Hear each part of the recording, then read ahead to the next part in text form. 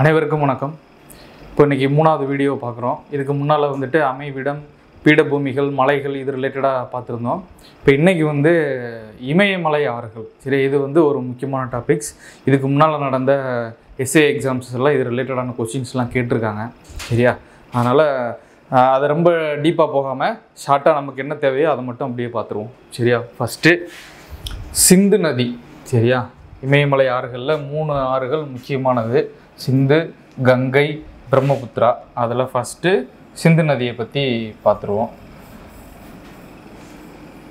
சரியா, சிந்து நதி உருவாகிறது இப்போ நம்ம அந்த சிகரங்களில் குறிப்பாக ஒரு முக்கியமான சிகரங்கள் இருக்குது. கைலாய மலை அப்படின்னு சொல்லுவாங்க, மவுண்ட் கைலாஸ். சரியா, அது பக்கத்தில் மான் சரோவார் ஏரி அப்படின்னு சொல்லிட்டு ஒரு ஏரி இருக்கும். அதிலிருந்து அப்படியே மேற்கு நோக்கி நம்ம ஜம்மு காஷ்மீரில் லடாக் பகுதி இருக்கும். லடாக் ஜஸ்கர் மலைத்தொடர்னு சொல்லுவாங்க. அந்த மலைத்தொடர்கள் வழியாக இந்தியாவுக்குள்ளே என்ட்ராகி அப்படியே பாகிஸ்தான் ஆக்கிரமிப்பு காஷ்மீர் பகுதிக்குள்ளே பாகிஸ்தான் வழியாக போய் அரபிக்கடல் பகுதியில் கடலில் கலந்துரும். சரியா, சில்சார் அப்படின்னு சொல்லிட்டு ஒரு ஏரியா இருக்கும். அது வழியாக கடலில் கலந்துரும். இதுதான் சிந்து நதியோட பாதைகள். இதோட முக்கியமான துணையாறுகள் அப்படின்னா ஜீலம், சீனாப், பியாஸ், ராவி, சட்லஜ். சரியா, இதில் இந்த சீனாப் ஆறு தான் சிந்து நதியின் துணையாறுகள்லேயே ரொம்ப நீளமான ஆறு. சரியா, நீளமான ஆறு சீனாப் ஆறு. அடுத்து அதே மாதிரி சட்லஜ் நதி நம்ம ஹிமாச்சல் பிரதேஷ், பஞ்சாப் இந்த மாநிலங்களுக்கு ஒரு முக்கியமான நதியாக இருக்கிறது தான் சட்லஜ். இந்த இடத்துல வரும், இப்படியே போய் சிந்து நதியோட போய் சேர்ந்துடும். சரியா, இந்த சட்லஜ் நதி இந்த நதியின் குறுக்கே இருக்கிற ஒரு முக்கியமான அணைக்கட்டு தான் பக்ரானங்கல் அணைக்கட்டு. பக்ரானங்கல். சரியா, இந்தியாவின் மிகப்பெரிய புவியீர்ப்பு அணைன்னு சொல்லுவாங்க, கிராவிட்டி டேம்னு சொல்லுவாங்க. பக்ரானங்கல் டேம் அது இருக்கிறது சட்லஜ் ஆற்றின் குறுக்கே தான் அது இருக்கிறது. சரியா, இது சிந்து நதி ரிலேட்டடாக உள்ளது. அடுத்து பாருங்கள், கங்கை. கங்கை எங்கே உருவாகுது அப்படின்னா இந்த இடத்துல கங்கோத்ரி அப்படின்னு சொல்லி ஒரு கிளேசியர் இருக்கும், பனியாறு. அங்கே உருவாகி அப்படியே உத்தரகாண்ட் மாநிலத்தில் உத்தரகாசி மாவட்டம் இருக்கும். அது வழியாக உள்ளே அதுக்கப்புறம் உத்தரகாண்ட் மாநிலத்தை கடந்து உத்தரப்பிரதேசம், பீகார், மேற்கு வங்காளம் வழியாக பங்களாதேஷ் உள்ள என்ட்ராகி பிரம்மபுத்திரா கூட ஒன்று சேர்ந்து அதுக்கப்புறமா போய் வங்காள விரிகுடாவில் ஒன்றா கலக்கும். சரியா, இதுதான் கங்கையோட வழித்தடம். அது மாதிரி கங்கை உருவாகும் போதே அதோட பேர் கங்கை கிடையாது, உருவாகும் போது அதோட பேர் பாகீரதி. சரியா, பாகீரதின்னு உருவாகி அப்படியே உத்தரகாண்ட் மாநிலத்துக்குள்ளார வரும். அது வரும்போது அந்த இடத்துல தேவ் பிரயாக்னு ஒரு இடம் இருக்கும். தேவ் பிரயாக். இப்போ இது உங்களுக்கு ஸ்கூல் புக்கில் இருக்காது, இருந்தாலும் தெரிஞ்சுக்கோங்க. தேவ் பிரயாக்னு ஒரு இடம் இருக்கும். அங்கே இன்னொரு ஆறும் வரும், அலக்நந்தா அப்படின்னு சொல்லி இன்னொரு ஆறும் வரும். இந்த பக்கம் அலக்நந்தா, அந்த பக்கம் இருந்து பாகீரதி. இந்த 2 ஆறுகளும் தேவ் பிரயாக்ன்ற இந்த இடத்துல ஒன்று சேர்ந்து அதுக்கப்புறமா அங்கேருந்து கங்கை அப்படின்ற பேரில் பாய ஆரம்பிச்சிடும். சரியா, ரைட். அதுக்கப்புறம் இந்த பாகீரதி ஆற்றில் இருக்கிற அது உருவாகும் போது பேர் பாகீரதின்னு இருக்குதுல்ல, அந்த இடத்துல ஒரு முக்கியமான அணைக்கட்டு இருக்குது. இந்தியாவின் உயரமான இடத்துல இருக்கிற அணைக்கட்டு இதுதான் தெகிரி டேம். அது பேர் இதுதான் போன எஸ்ஐக்கு முந்தின எஸ்ஐ எக்ஸாமில் கேட்ட கொஸ்டின். சரியா, தெகிரி அணை அப்படின்னு சொல்லுவாங்க. இந்தியாவின் உயரமான அணைக்கட்டு அப்படின்னா தெகிரி அணை, மிகப்பெரிய அணைக்கட்டு அப்படின்னா பக்ரானங்கல் டேம். அடுத்து பாருங்கள், கங்கையோட முக்கியமான துணையாறுகள் யமுனா, கோசி, தாமோதர், சோன், காக்ரா. இதெல்லாம் தாமோதர் வங்காளத்தின் துயரம் அப்படின்னு சொல்லுவாங்க, சாரோ ஆஃப் பெங்கால். அடுத்த கோசி பீகாரின் துயரம்னு சொல்லுவாங்க. சரியா, ஏன் அப்படின்னா அடிக்கடி இந்த மாநிலங்களில் இந்த ஆறுகளால் ஏற்படுற வெள்ளத்தால் பாதிக்கப்படும், அதனால் அது துயரம்னு சொல்லுவாங்க. அதே மாதிரி தாமோதர் நதியில் தான் முக்கியமான ஒரு மல்டி ப்ராஜெக்ட் ஸ்கீம் செயல்படுத்தியிருப்பாங்க.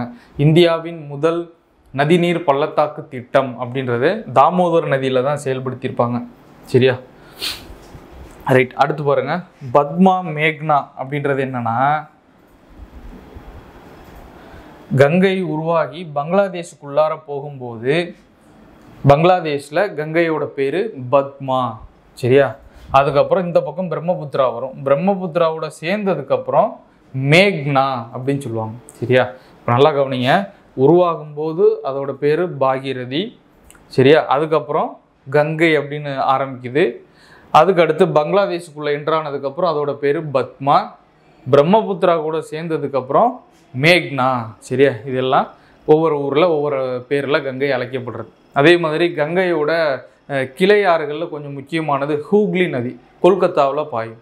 சரியா? இதெல்லாம் கங்கை ரிலேட்டடாக உள்ளது. இதில் இருக்கிற ஒரு முக்கியமான அணைக்கட்டு தெஹ்ரி அணை. ரைட். அடுத்து பிரம்மபுத்திரா பாருங்க. பிரம்மபுத்திராவும் ஒரு முக்கியமான நதி. ரைட். பிரம்மபுத்திராவும் அந்த மவுண்ட் கைலாஷ் சொன்னோம்ல, அது பக்கத்தில். மவுண்ட் கைலாஷ்னா கைலாய மலை, சிவனின் உறைவிடம்னு சொல்லுவாங்க. அந்த மவுண்ட் கைலாஷ் பக்கத்தில் செம்மாயும் டாங் அப்படின்னு சொல்லி ஒரு ஏரி இருக்கும். இதுவும் பனினால் உருவான ஏரி தான். சரியா? செம்மாயும் டாங் திபேத் பகுதி.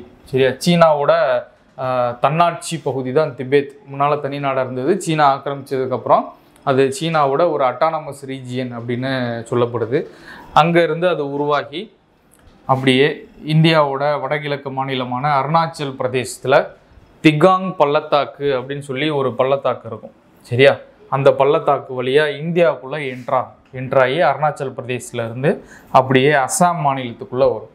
சரியா? அஸ்ஸாம் மாநிலத்திலேருந்து வந்து அப்படியே பங்களாதேஷ்குள்ளே என்ட்ராகி இந்த பக்கம் ஏற்கனவே வந்துட்டு இருந்ததுல கங்கை, அது கூட கலந்து வங்காள விரிகுடாவில் போய் கடலில் கலந்துரும். சரியா?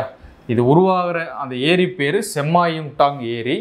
அது குறிப்பிட்ட நீளம் வரைக்கும் திபேத் பகுதியில் பாயும். திபேத்தில் பிரம்மபுத்திராவுக்கு பேர் சாங்போ அப்படின்னு சொல்லுவாங்க. சாங்போ அப்படின்னா தூய்மைன்னு அர்த்தம். சரியா? தூய்மை. அது இந்தியாவுக்குள்ளார நுழையிற இடம் திகாங் பள்ளத்தாக்கு. அதுக்கப்புறம் அஸ்ஸாமுக்குள்ளே வந்ததுன்னே அஸ்ஸாமில் ஒரு பரந்த தராய் சமவெளியை இந்த பிரம்மபுத்திரா உருவாக்கும். சரியா? உலகின் மிகப்பெரிய ஆற்றிடை தீவு, ஆறுகளுக்கு இடைப்பட்ட தீவு அப்படின்றது மஜூலி தீவுன்னு சொல்லுவாங்க. அது அஸ்ஸாமில் இந்த இடத்துல பிரம்மபுத்திரா குறுக்க தான் இருக்கும். மஜூலி தீவு. சரியா? இந்த தராய் சமவெளி பகுதியில் தான் இருக்கும். அதே மாதிரி அஸ்ஸாமில் தான் பிரம்மபுத்திராவோட அகலம் வந்து கிட்டத்தட்ட 15 கிலோமீட்டருக்கு மேலே இருக்கும். ரொம்ப அகன்று காணப்படும் அதோட அகலம். சரியா? அது மாதிரி பிரம்மபுத்திரா ரொம்ப அதிக அரிப்புத்தன்மை கொண்ட ஆறும் கூட. சரியா? இப்போது இதுக்குள்ளார என்ட்ரானதுக்கப்புறம் பங்களாதேஷில் பிரம்மபுத்திராவோட பேர் ஜமுனா. அங்கே கங்கையோட பேர் பத்மான்னு பார்த்தோம். பிரம்மபுத்திராவோட பேர் ஜமுனா. சரியா? அதே மாதிரி கங்கையோட இணைந்ததுக்கப்புறம் அதோட பேர் மேக்னா அப்படின்னு சொல்லுவாங்க. இப்போ இது எல்லாமே அந்த இமயமலை ஆறுகளில் முக்கியமானது.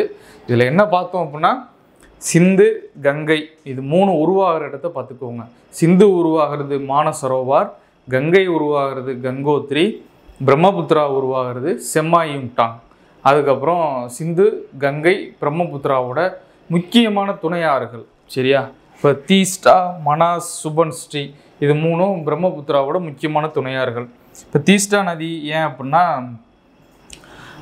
பங்களாதேஷுக்கும் இந்தியாவுக்கும் இடையே தீஸ்டா நதிநீர் ஒப்பந்தம் போட்டிருப்பாங்க. இப்போ தமிழ்நாட்டுக்கும் கர்நாடகாவுக்கும் இடையே காவிரி பிரச்சனை மாதிரி பங்களாதேஷுக்கும் இந்தியாவுக்கும் இடையே இருக்கிற ஒரு நதிநீர் பிரச்சனை தீஸ்டா நதிநீர் பிரச்சனைன்னு சொல்லுவாங்க.